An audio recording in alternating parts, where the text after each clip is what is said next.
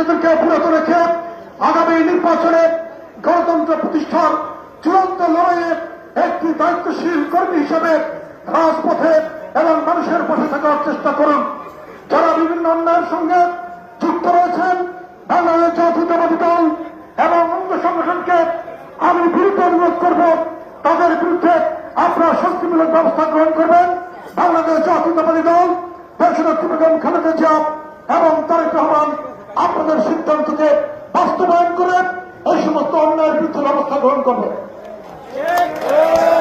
সংগ্রামী বন্ধুরা, আরেকটি বিষয় উল্লেখ করলেই নয়, আমি শুরুতেই বলেছি আপনারা দায়িত্বশীল আচরণ করবেন।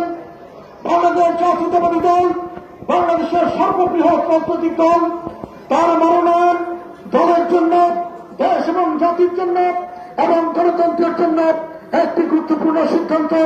এই সিদ্ধান্ত যে কোনো রাজনৈতিক মঞ্চে হটকারী বক্তব্য দিয়ে দলকে দিয়ে দেওয়া একটি দায়িত্বহীনতার কাজ। দলকে ছোট করা, দলের স্থায়ী কমিটিকে ছোট করা এবং তারেক রহমানকে ছোট করার সামিল, এগুলো থেকে আপনারা বিরত থাকবেন। শুধু আমি নয়, এই জনপদে রাজনীতি করেছেন শহীদ আলহাজ শাহজাহান খান, তার শহীদ পরিবার আমাদের পাশে আছে।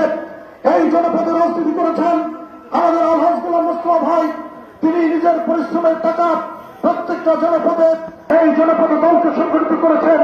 আমার দৃষ্টিতে তিনি একজন যোগ্য নেতা। সুতরাং কাউকে ছোট করে, কাউকে বড় করে রাজনীতি করা যায় না।